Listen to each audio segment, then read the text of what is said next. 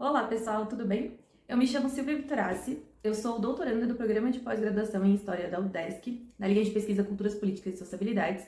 e eu trouxe para esse evento o meu trabalho, que é parte da minha pesquisa de doutorado, e ele tem uma intenção em trabalhar com a noção construída, a narrativa construída,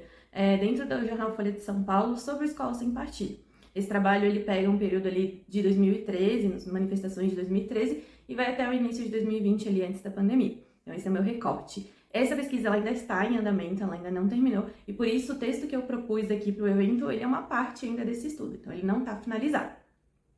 Bom, durante a minha pesquisa eu tenho investigado, então, como doutrinação e ideologia viraram palavras de ordem, né, dentro desse cenário que a gente vive, que é um cenário de polarização política, e também entender o papel da imprensa, nesse caso uma imprensa tradicional, considerando que é o jornal Folha de São Paulo que eu trabalho. Eu vou pegar aí o jornal Folha de São Paulo justamente pelo fato de que é o jornal de maior circulação do país, é um jornal que vive ali em contradição em relação a algumas publicações que faz, e também é um jornal que passa a ser atacado pelo governo a partir de 2018, principalmente nas eleições, quando entra o governo do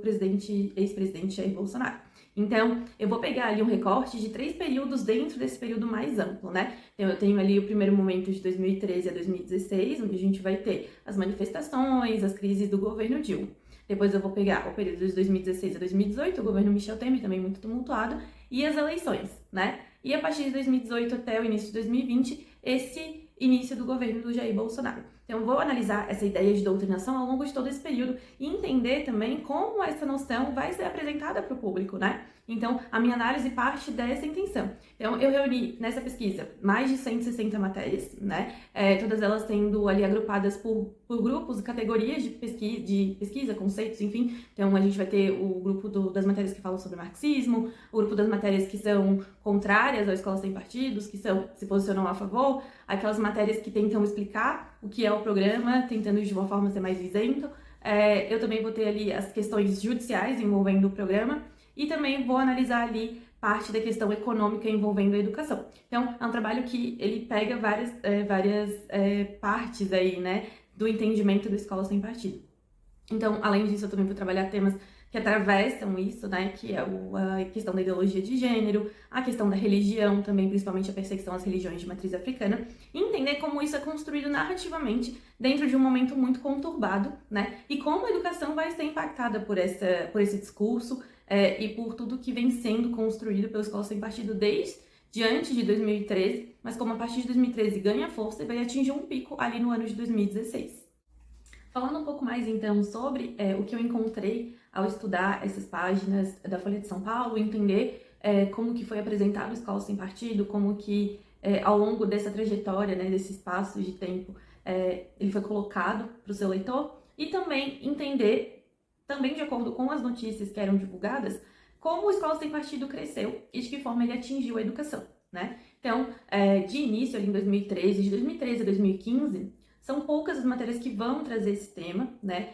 E quando trazem, elas trazem de uma maneira mais alinhada à ideia da economia, principalmente, né? Então, alguns autores que vão falar nas colunas de opinião, por exemplo, eles acabam indo mais pro lado da economia, falando sobre agricultura, como isso aparece de uma forma equivocada nos livros, né? Geralmente, alguns não têm também grande argumentação em relação a isso,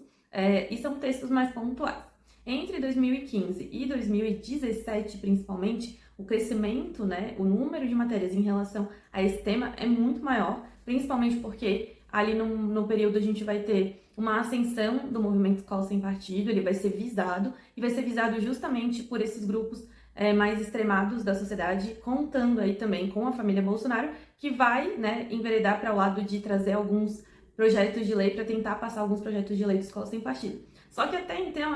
esses projetos e essa ideia, ela não é tão forte, ela passa a ser mais forte quando a Escola Sem Partido absorve a questão da ideologia de gênero, e é a partir de 2016 que isso ganha maior visibilidade. Então, de 2016 a 2018, a gente vai ter também um outro período aí, passando por uma ascensão muito grande, e considerando também que esses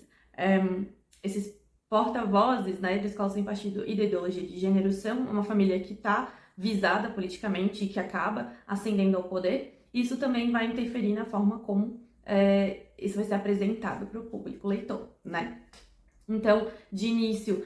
a Folha tenta se posicionar ali colocando contrapontos, trazendo autores que pensem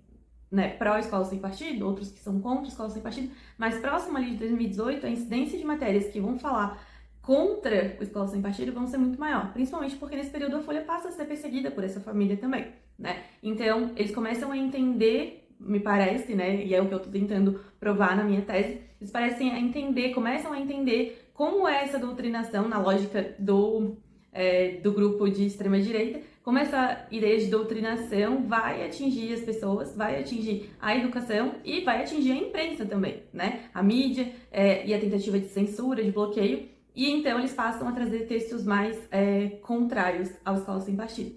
Bom, partindo disso, então, o que eu pude perceber é que essa noção construída, né, dentro da lógica da escola sem partido, como ela é apresentada, justamente traz essa intimidação, a forma como os professores vão trabalhar em sala de aula muda a partir desse projeto, a forma como alguns grupos vão se sentir acuados, como alguns termos vão ser suprimidos das aulas para evitar justamente algum confronto com as famílias, porque esses grupos de extrema-direita, eles buscam solidificar o seu discurso através desses programas, desse movimento, e é a partir daí que eles se fortalecem também. Então, atacar os professores e atacar a educação é chegar mais rápido a essas famílias e, consequentemente, criar o seu projeto de doutrina próprio, né, que é um projeto religioso, cristão, conservador. Então, atacar professores, atacar a ciência é criar esse ar, essa atmosfera obscurantista, anticientificista, que faz com que essas pessoas não questionem as ações desses grupos.